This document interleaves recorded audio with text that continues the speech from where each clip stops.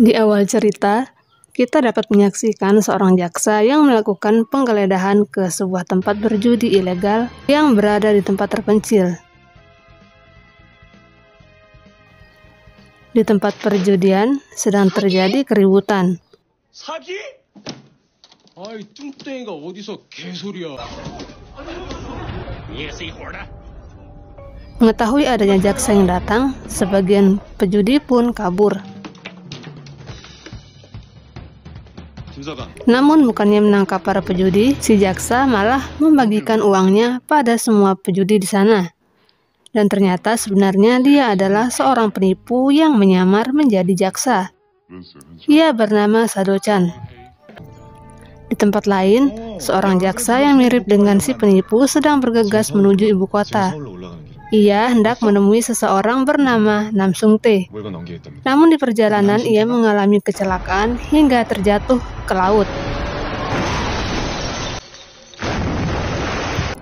Meski berhasil menyelamatkan diri, kondisinya memprihatinkan. Rekan kerjanya pun segera menuju lokasi tempat jaksa tersebut dirawat. Ia kemudian dipindahkan ke tempat yang lebih aman karena rekan tersebut menduga jika jaksa memang sengaja hendak dibunuh oleh seseorang. Dan di adegan lainnya, terlihat seorang pria yang melapor kepada bosnya jika jaksa yang telah ditabrak menghilang dari dalam mobil. Sementara Sado-chan yang hendak pergi ke suatu tempat memandang tanda pengenal jaksa Beck yang mirip dengannya tersebut. Pria yang sebelumnya telah ditipu oleh Sado-chan pun curiga jika Sado-chan bukanlah seorang jaksa. Ia kemudian meminta anak buahnya untuk menangkap Sado-chan. Sado-chan yang hendak masuk ke kapal berhasil dicegat oleh pria tersebut. Ia bernama Cho Sung-do. Karena ahli dalam menipu, Sado-chan pun mengajaknya ke kejaksaan terdekat. Namun karena masih belum begitu yakin dengan Sado-chan, Cho Sung-do pun membawanya pergi ke kejaksaan di kota. Cho Sung-do ingin memastikan apakah Sado-chan benar-benar jaksa atau penipu. 3 rekan Sado-chan pun segera mengikuti mobil yang membawa Sado-chan. Sampai di gedung kejaksaan, Sado-chan nekat masuk dan bertingkah seolah-olah dia adalah jaksa Baek Jun-soo. Penyamaran Sado-chan sebagai jaksa pun sukses mengelabui Cho Sung-do setelah jaksa Ohara datang menghampirinya. Cho Sung-do dan anak buahnya pun kabur ketakutan.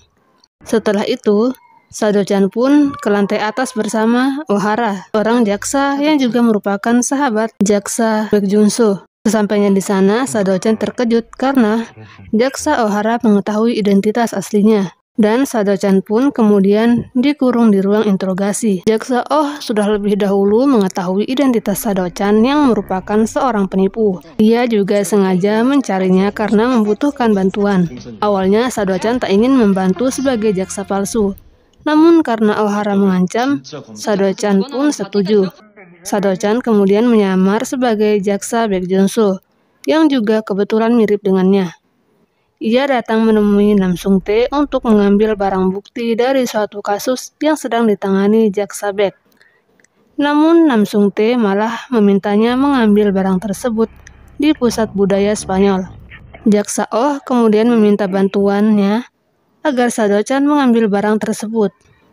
Setelah berpikir, Sado-chan meminta untuk bertemu dengan Baek Jun-soo yang asli, agar ia percaya jika jaksa Oh tidak menipunya. Setelah melihat kondisi jaksa Baek yang sebenarnya, Sado-chan pun bersedia membantu. Tak lupa, hal tersebut ia beritahu ke rekan-rekannya. Hari selanjutnya, mereka pun berdiskusi agar bisa mengambil barang tersebut dengan mudah. Sementara itu, terlihat presidir Film Gallery yang bernama Gum Tae-won sedang mencari keberadaan Nam-sung-tae. Ia terlihat cemas jika Nam-sung-tae bertemu dengan jaksa. Ketika saatnya tiba, Sado-chan melaksanakan rencana yang telah ia buat. Ia masuk ke pusat budaya Spanyol seorang diri dan terlihat pria tua sedang protes ingin menghancurkan tempat tersebut. Dan di belakangnya diikuti oleh datangnya sekelompok gangster yang langsung menyerang Sado-chan.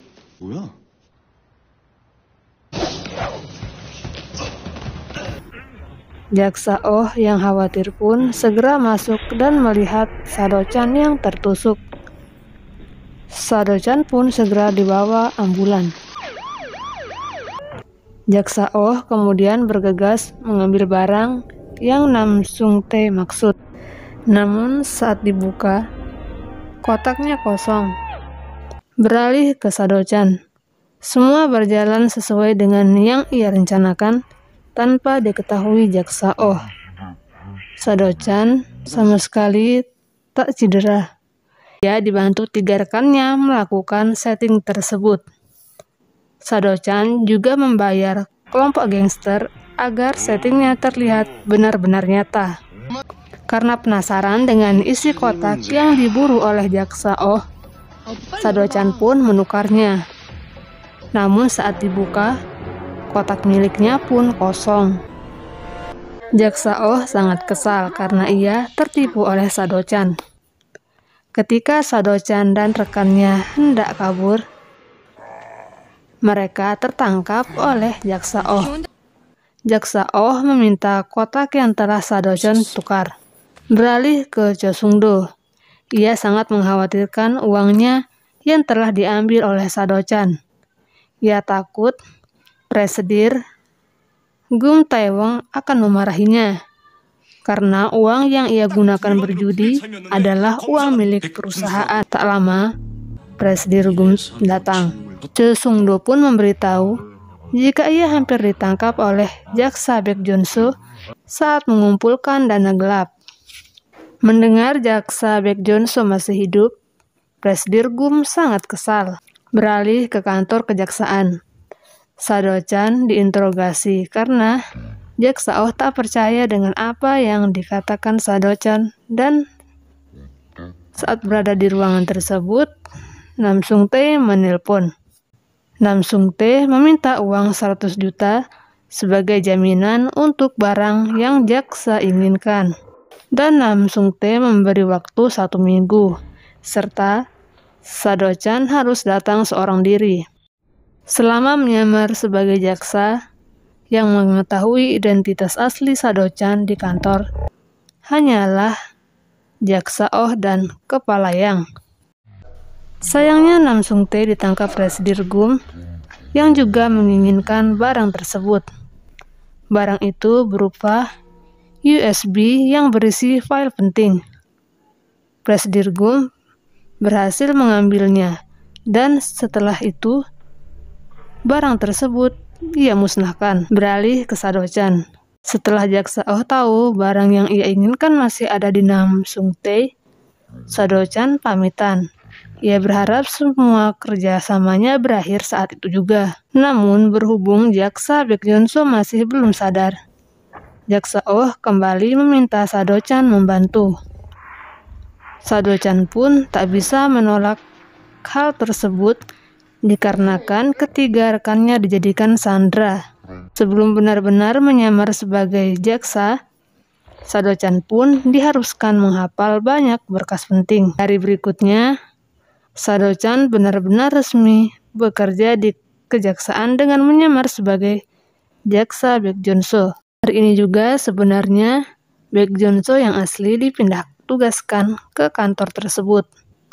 Maka dari itu, Sado-chan tak terlalu dicurigai. Di hari pertama bekerja, ia sudah diberi tugas untuk menangani kasus suap dari Taesan Group. Kita beralih ke Asosiasi Perusahaan Industri. Terlihat Perdana Menteri datang untuk melakukan presentasi ekonomi, dan setelah itu ia pergi ke sebuah perkumpulan yang di dalamnya berisi para pejabat. Presidir Gum juga terlihat di sana, sedangkan Sado-chan terlihat begitu sibuk dengan pekerjaan yang menumpuk. Malam semakin larut. Presidir Gum pergi ke sebuah gudang bersama anak buahnya untuk memeriksa paketan. Awalnya yang terlihat hanyalah sebuah patung, dan paketan yang sebenarnya berada di balik patung tersebut. Setelah dihancurkan, isi dari patung tersebut adalah tumpukan narkoba. Presidir Gum adalah seorang yang memiliki bisnis narkoba yang sangat besar. Ia menjual narkobanya melalui pabrik Dongyong yang disamarkan sebagai pabrik tepung. Dan pabrik tersebut dikelola atas nama salah satu pengikutnya. Adegan berpindah. Cha Sung-do yang ditugaskan menjaga Nam Sung-tae secara tak sengaja membunuhnya ketika Nam Sung-tae berusaha kabur. Ia pun khawatir jika Presidir Gum akan memarahinya lagi. Sekretaris Kim tak begitu menyukai Cha Sung-do karena meski Cha Sung-do selalu membuat kesalahan, Presidir tetap mempertahankannya. Ketika bertemu Presidir, Cha Sung-do benar-benar ketakutan karena mengira tangannya akan dipotong. Namun yang terjadi adalah sebaliknya. Presidir memberikan genggaman hangat sambil mengancam. Cha Sung-do pun memohon maaf demi mendiang ibunya. Dan entah kenapa, Presidir pun kembali mempertahankannya. Kita beralih ke terminal. Terlihat seorang ibu hamil beserta anaknya ditunggu oleh seseorang. Namun tiba-tiba, ibu hamil tersebut mengalami pendarahan sehingga segera dilarikan ke rumah sakit. Sado-chan yang melihat berita sangat kesal karena mengetahui narkoba jenis LSDT diselundupkan melalui ibu hamil. Kasus yang sedang ramai itu pun kemudian diserahkan pada Sado-chan oleh jaksa wilayah. Hari berikutnya, Sado-chan bermimpi buruk mengenai insiden pembunuhan yang menimpa ayahnya belasan tahun yang lalu. Dan selanjutnya, saat Sado-chan mendiskusikan masalah pidana, jaksa Oh langsung tahu jika Sado-chan pernah melakukan ujian masuk sebagai jaksa. Malamnya Sado-chan kabur dari kantor sebelum pekerjaannya selesai. Ia bersama rekannya pergi ke klub dengan menyamar sebagai pasangan muda. Tujuannya adalah untuk memancing pengedar narkoba keluar dari sarangnya. Namun ketika mengira rencananya hampir berhasil, Sado-chan malah tertangkap. Di waktu bersamaan, jaksa Oh mendapat informasi jika Nam Sung-tae sudah mati. Sementara Sado-chan yang bernasib sial diikat di sebuah gudang dan penyamarannya diketahui. Sado-chan ternyata ditangkap oleh pria yang sebelumnya pernah hendak membunuh jaksa Baek Joon-so namun gagal.